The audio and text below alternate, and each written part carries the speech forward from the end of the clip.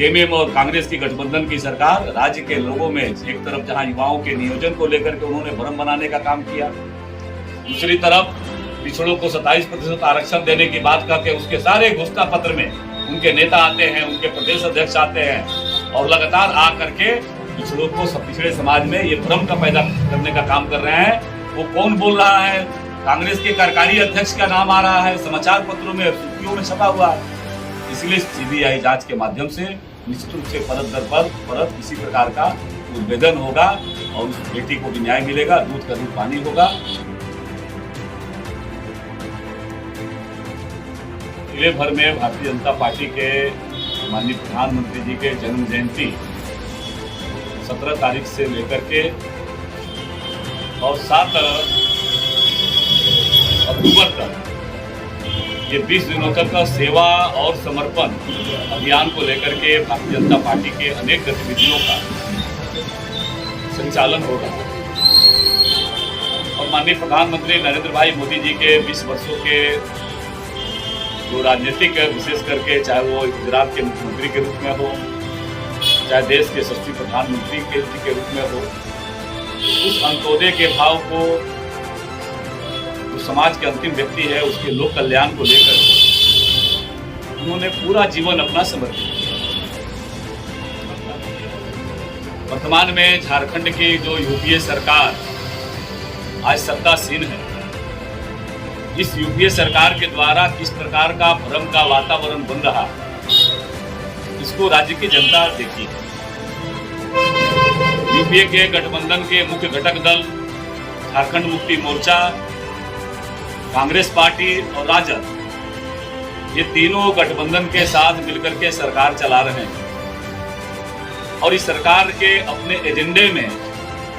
राज्य ने देखा है कि किस प्रकार से जो घोषणा पत्र लेकर के यूपीए के लोग आए थे हेमंत सोरेन जी के नेतृत्व में, नौजवानों के नियोजन नीति के माध्यम से उनको किस प्रकार से कुठारघात करने का यूपीए ने प्रयास किया है। राज्य ने यह भी देखा कि पूर्ववर्ती रघुवर दास सरकार ने खास करके साहेबगंज जिला जैसे क्षेत्र के लोगों के हितों का, यहाँ के युवाओं के हितों का संरक्षण करने के लिए जो प्रयास किया था, वह प्रयास आज वर्तमान हेमंत सोरेन जी के नेतृत्व की सरकार में बेईमानी है। आप देख सकते हैं कि किस प्रकार से नियोजन नीति के माध्यम से सत्ता शीर्ष पर बैठे लोगों के द्वारा लगातार भ्रम का वातावरण पहुंचाया जा रहा है। किस प्रकार से उर्दू को प्राथमिकता दे करके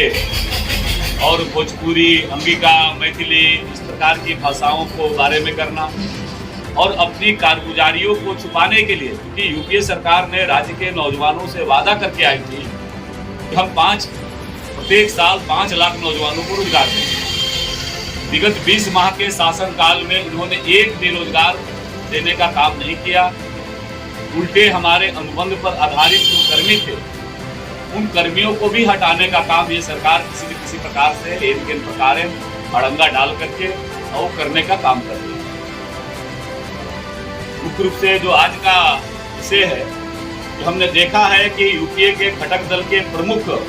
राजनीतिक दल विशेष करके कांग्रेस पार्टी के द्वारा लगातार पूरे राज्य में जिस प्रकार से हेमंत सोरेन जी के सरकार में पूरी सरकार ही राज्य के लोगों में भ्रम पैदा कर रही है, इसलिए उसी प्रकार से कांग्रेस पार्टी के द्वारा भी एक तरफ पिछड़ों को 27% आरक्षण देने की वकालत की जा रही है, वहीं जब देश की सत्ता में ये लोग थे शामिल, कांग्रेस पार्टी ही देश में लंबे समय तक शासन में रही और पिछड़े समाज के लोगों को जो संवैधानिक अधिकार देने का काम हुआ है उसको बंद कमरे में, बंद बक्से में इन लोगों ने, कांग्रेस पार्टी ने केंद्र के सत्ता में रहते हुए इन्होंने रखने का काम किया। आदरणीय प्रधानमंत्री नरेंद्र भाई मोदी जी की सरकार ने समाज के सभी वर्गों को साथ लेते हुए, सबके हितों का चिंता करते हुए, विशेष रूप से पिछड़ों का जो अधिकार था 27% का, उनका जो संवैधानिक अधिकार था, उस संवैधानिक अधिकार को देने का पिछड़ा वर्ग आयोग को संवैधानिक दर्जा देने का काम नरेंद्र भाई मोदी जी की सरकार ने किया। अब आप सबों के माध्यम से अभी जो सूचनाएं आई है भारतीय जनता पार्टी का प्रदेश नेतृत्व का, आज पूरे प्रदेश भर में ये अभियान भी है और हम लोगों ने देखा है कि किस प्रकार से आज उनके पार्टी के विधायक, उनके पार्टी के अध्यक्ष लगातार ये चर्चा कर रहे हैं, लगातार पिछड़ों को 27% आरक्षण देने की बात कर रहे हैं। और हेमंत सोरेन जी के सरकार में इनके 4 मंत्री है। चुनाव के समय में जब घोषणा पत्र लेकर के गए थे यूपीए के लोग, खास करके कांग्रेस पार्टी के लोग, उन्होंने कहा कि 4 माह के अंदर हम पिछड़ों को 27% आरक्षण देने का काम करेंगे। आज 20 माह हो गया और कांग्रेस पार्टी ये विधवा प्रलाप कर रही है राज्य में धरना दे करके, और ये कांग्रेस पार्टी विधवा प्रलाप कर रही है। अगर उनके सरकार में 27% आरक्षण देने का उन्होंने राज्य की जनता से वादा लेकर के जो वोट देने का काम किया था, अगर उनके अधिकारों का हनन हो रहा है तो कांग्रेस पार्टी में नैतिकता अगर बची है तो उनके 4 मंत्री इस्तीफा दे करके और राज्य की जनता की अदालत में आए। जिस गठबंधन के साथ आप सरकार चला, किसके बीच में भ्रम पैदा कर रही है? आपने देखा होगा कि नरेंद्र भाई मोदी जी की सरकार ने पहली बार MBBS के में 27% पिछड़ों को कोटा निर्धारित करने का काम किया है। यानी उसी प्रकार से एक तरफ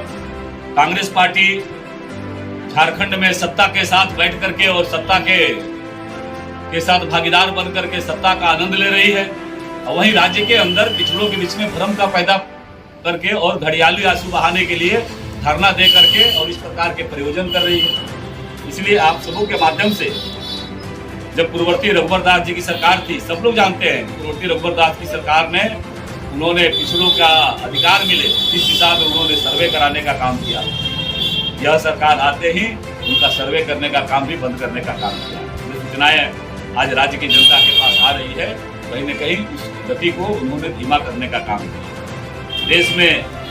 आदरणीय प्रधानमंत्री नरेंद्र भाई मोदी जी जब हम केंद्र की सत्ता में रहे तो आदरणीय प्रधानमंत्री नरेंद्र भाई मोदी जी के में पहली बार 27 केंद्रीय मंत्रियों को, पिछड़े जात समाज से आने वाले 27 केंद्रीय मंत्रियों को उन्होंने अधिकार देने का काम किया। यानी भारतीय जनता पार्टी समाज के हर वर्ग के अंदर, जो समाज के दलित है, शोषित है, पिछड़ा है, गरीब है, इसके हर वर्ग को साथ लेकर के, चाहे उनके योजनाओं के सूत्रण और क्रियान्वयन करने के बारे में बात हो, चाहे उनके लिए उनका जो अधिकार मिलने का बात हो, यह मिलने की दिशा में लगातार प्रयत्नशील रही है। और आज राज्य की सत्ता में बैठी हुई जेएमएम और कांग्रेस की गठबंधन की सरकार राज्य के लोगों में एक तरफ जहां युवाओं के नियोजन को लेकर के उन्होंने भ्रम बनाने का काम किया, दूसरी तरफ पिछड़ों को 27% आरक्षण देने की बात करके उसके सारे घोषणा पत्र में उनके नेता आते हैं, उनके प्रदेश अध्यक्ष आते हैं और लगातार आ करके पिछड़ों को पिछड़े समाज में ये भ्रम का पैदा करने का काम कर रहे हैं। आखिर अगर आप सत्ता में है, किसके लिए धरना दे रहे हैं, किससे मांग कर रहे हैं? आप सबों के माध्यम से कांग्रेस पार्टी के नेताओं से पूछना चाहते हैं, उनके मंत्रियों से पूछना चाहते हैं कि आप सरकार में बराबर की आपकी भागीदारी है, आप किसके लिए मांग कर रहे हैं? केंद्र सरकार नहीं दे रही है या राज्य सरकार नहीं दे रही है? अगर राज्य सरकार नहीं दे रही है तो आप सत्ता से वापस आइए। इसलिए जनता के अंदर ये भ्रम का वातावरण बनाना बंद करे कांग्रेस, और सीधे सीधे जो जिसका अधिकार है उनके आबादी के अनुकूलता के हिसाब से उनकी जो आवाज उठ रही है, उस आवाज के साथ जो आपने चुनावी घोषणा पत्र में वादे करके आप आए हैं, उन वादों को पूरा करने की दिशा में आपको प्रयास करना चाहिए। यही तो हम कहना चाहते हैं। अब कई लोगों को पेट में दर्द भी हो रहा है, कई लोगों को लग रहा है कि ये इस प्रकार का कृत्य हो रहा है। भारतीय जनता पार्टी प्रारंभ से, मैंने पहले भी कहा था कि पार्टी के स्तर पर, हर स्तर पर भारतीय जनता पार्टी ने प्रयास किया कि राज्य की एक होनहार बेटी रूपा तिर्की को न्याय मिले। रूपा तिर्की को जो उनका संदिग्ध स्थितियों में जो मृत्यु हुई है, एक सामान्य नागरिक भी, राज्य का सामान्य आम आदमी भी यह ना इस भलीभांति से इस बात को समझता था कि कहीं न कहीं उसके मन में संदेह पैदा होता था। और इसीलिए हम लोग प्रारंभ से कहते थे कि सीबीआई जांच हो, ताकि दूध का दूध और पानी हो जाएगा, उस बेटी को भी न्याय मिलेगा, परिजन को भी न्याय मिलेगा। राज्य की जनता, जो हमारे आदिवासी समाज है, वो लगातार जन संगठन लगातार मांग कर रहा था, उनको भी न्याय मिलेगा। और अब चीजें सामने आ रही है। अब ये जांच का विषय है कि आखिर वो कौन बोल रहा है। कांग्रेस के कार्यकारी अध्यक्ष का नाम आ रहा है, समाचार पत्रों में, सुर्खियों में छपा हुआ है। इसलिए इस पूरे प्रकरण का सीबीआई जांच के माध्यम से ही उस बेटी को न्याय मिलेगा। और हम सबको विश्वास है, हमें ही नहीं, भारतीय जनता पार्टी के साथ साथ राज्य की जनता को भी विश्वास है, सीबीआई जांच के माध्यम से निश्चित रूप से परत दर परत किसी प्रकार का उद्भेदन होगा और उस बेटी को भी न्याय मिलेगा, दूध का दूध पानी होगा और उस एक होनहार बेटी जो असमय काल कलवित हो गई,